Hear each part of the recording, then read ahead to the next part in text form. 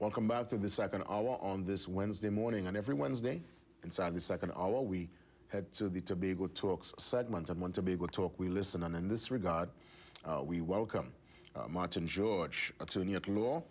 Of course, he always will step in and very passionate about Tobago and the affairs of the sister island. And I look forward, Martin, to your counsel this morning on the developments. Now, it's almost like a drama, a bad mini-series that's playing out in the public domain. Yes. Hi, morning, Jason, and morning to your viewers and CNC3, and good morning, Trinidad, and a very special good morning to Tobago. That's right. Because I think Tobago is witnessing unprecedented events in the entire history. I mean, the Tobago House of Assembly was inculcated and incorporated in 1980 by Act of Parliament. And in that time to now, so that's 43 years. And in that 43-year history, Jason, I think this is the first time we are witnessing events such as occurred over the last few days, where the homes of top THA officials were searched in such frequency and, in pursuit of one single exercise and one single objective arising out of what is now being referred to as Audiogate. So, it really speaks to the, I guess, maybe the thoroughness with which the TTPS is approaching it and the seriousness with which they view the events which were spoken about or discussed in that tape. Yeah.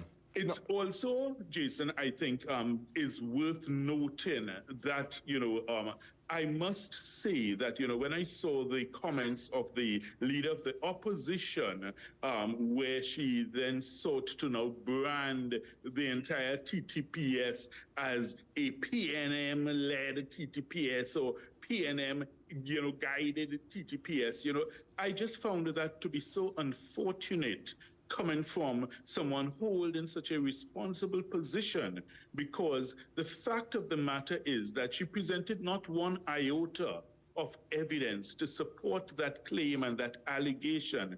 And it really makes you realize why they refer to election time as the silly season.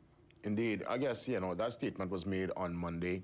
And at the point in time, his residence, the official residence, was not even that. The search didn't even take place then. It, of course, were some other top-ranking officials. The search actually, from what we understand, went down yesterday. He was carded to be the featured speaker for the Commonwealth Games launch. He was a no-show because apparently this search was happening, a 3-hour search, as it were.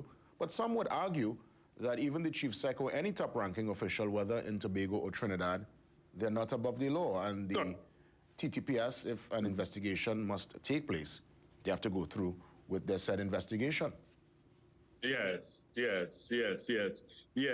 and I mean, the thing is, I think we have to respect the process. We have to respect the fact that the officers viewed what, unfolded, as I say, in terms of the audio from that tape. They have seen it in a very serious light, because at the end of the day, it seemed to speak to a potential attempt to try to use public funds for private propaganda purposes, which clearly is, at the very least, misbehavior in public office or conspiracy to commit misbehavior in public office, it opens a whole can of worms in that regard.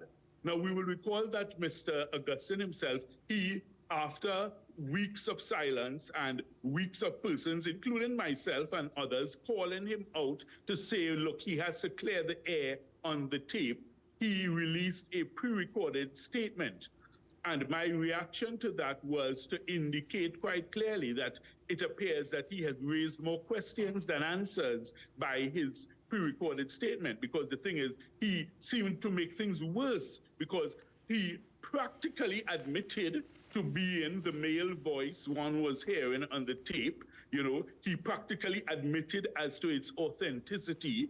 And if you recall, Jason, I was one of the first who said that those who were, rushing to say, well, you don't know if it's AI or if it's a tampered tape or anything of this sort. I was one of the first ones to say, well, hey, how do we even reach there? Let's hear from the alleged actors in the scenario as to what they had to say. And when we did hear from Mr. Augustine, he basically verified the authenticity of the tape. He verified that there was this meeting. And then he went on, of course, to make his own allegations and give his own explanation. Well, I think when we look at the history, I guess, even though he might have implicated himself, we could still appreciate the honesty and the authenticity, because we would have remember. Well, I'm sure we could all remember there was a videotape of a holding government officer at the time on tape with others, with paraphernalia at the time, and we could see the man, we could hear the man, and the man said it wasn't the man. He said it was. He said, on video. As Shaggy said it wasn't me. It wasn't me. So I'm happy it wasn't one of those scenarios. I mean, obviously, this is one. Bad as that. Yeah, so this is But you see, the thing is, again, and it goes back to what you said. Misbehavior in public office is no laughing matter. That's a serious issue. But with this stretching on so long, and of course with the investigation ongoing, one, I'm trying to figure out what are the TTPS looking for. And even if they find what they're looking for, what will be the ultimate result of all of this, Martin? What's the end game after all this drama? Right. So if we recall, the explanation given by Mr. Augustine was that, look, hey, this was just basically a bad idea that someone floated and it was dismissed, it was never actioned. If the police do find evidence to show that it actually was actioned. In other words, if they are able to find communication with individuals, seeking to actively recruit them, promising payments to them, then it takes on a different complexion entirely. And it puts a lie to the explanation offered by Mr. Augustine. So it is very important, if it is that they did find such information, that the police would let the public know, well, hey, listen, this is the status, this is what we found. Or if you haven't found it, then of course, by all means, you must come out and clear people's names and say, well, look, yes, we searched his house, but we found nothing, that kind of thing. You can't, it's not fair to leave someone under a cloud of suspicion like that, saying, well, look, we conducted a 3-hour raid, if it is that you did, and then, if you did find nothing, that you just keep quiet about it. So I think either way, there ought to be some news forthcoming from the police as to what was the result of the raid in this regard. What does the Chief Sec do at this point in time? Does he just hold his tongue, wait till the TTPS make their particular statement? Does he come out again to defend the scenario? What will be his best move at this point in time? It's becoming a little bit dicey for him. And, I actually saw one newspaper refer to him as the embattled chief secretary. And you see, once you begin to have that phrase or that tagline attached to the you, it gives the impression that you are slowly losing your grip and your control over things. Now, I understand there's a press conference carded for this morning, and I would imagine that the tone, thrust, tenor, and gravamen of that conference would be maybe to position this and to pitch it as, first of all, us versus them, Trinidad versus Tobago, and maybe he might adopt the line of the leader of the opposition to suggest that it's a PNM-led police raid, that kind of thing, which, as I say, is unfortunate to make that kind of aspersion on the entire TTPS, especially when we're talking about our institutions. Because, Jason, I'm always very, very clear, in my statement that, look, while we are free to criticize, we must be careful not to cause fundamental damage to our most important institutions of society.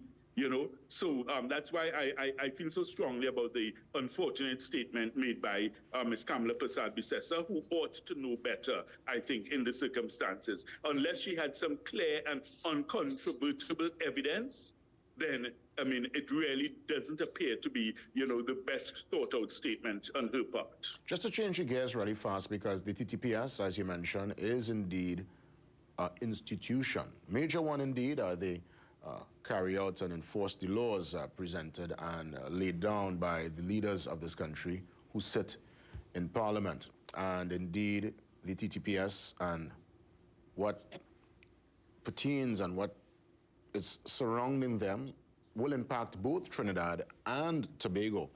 I know that you would have had some statements coming out of the Prime Minister's political address over the weekend, his utterances about criminals being in the TTPS, and I guess the push now to bring this new task force, as it were, this particular team to do investigations, integrity police, as it were. And he says the suggestion actually came from the US. They are the ones who would have suggested this based on their wanting to work with us to eradicate guns and all the paraphernalia and elements that keep on plaguing our society. I know you had a particular commentary on that. I would love for you to elaborate on that particular development. Yes, sure. Because we have to disaggregate the issues. No one is against trying to create specialized units within the police service and, working with the U.S. and collaborating with the U.S. And it would be an oversimplification if anyone misread, the responses to the Prime Minister's suggestion to think that you are against that type of idea. Where it went, I think, off the rails was where it was suggested that try to incentivize these police officers by paying them more than the regular police officers. And that's where I drew a line in the sand. And basically, my position is you can't buy integrity. It's as plain as simple as that. It's either you are willing to do the right thing. If you think back to the author C.S. Lewis, the British author, how he defined it. He said doing the right thing is something you do regardless of whether anybody's looking or not. So in other words, it's something that is within you that you decide, hey, listen, I feel a sense of duty, I feel a sense of responsibility, right? Jason, I'll give you and the viewers an example again. There's this thing that has been described as the Cobra effect, where in the 1800s, when Britain was still ruling India, there was the problem of the nation being overrun with cobras. So what the British authorities decided to do, they offered a bounty to the nationals, in India, saying, listen, we will pay you for every dead cobra you bring in. And it worked so beautifully. And the Indian nationals were making so much money from it that what happened, Jason? The entire system became corrupted because what? They ran out of cobras to kill, so they started breeding cobras in their homes and killing them and then bringing them in. So in other words, you had everybody now breeding cobras because, if you kill it and carry it in, you're getting money for it. So in other words, they ended up now with a bigger problem when the British realized it and they stopped paying for the cobras. They had more cobras in India than ever before. And that's the Cobra effect. So in other words, you can't try to buy good deeds like that from people. It's either they are doing it out of the goodness of their heart, or if it is that the money becomes the objective, then the money is no longer an incentive because all they're focusing on is getting the money. So that's where I have, parted ways respectfully with the suggestion and said that, look, you can't approach it from that level. If it is that you are saying, look, you create a special unit, then let them work for the normal salary. They've already been paid a salary, if you understand me. So why are you suggesting now I'm basically going to try to buy integrity? You can't buy integrity. And on that note, Martin, we will make our exit this morning. As per usual, thank you for the words and the perspective as we try to go through some of these major happenings. And a great morning to you and your team.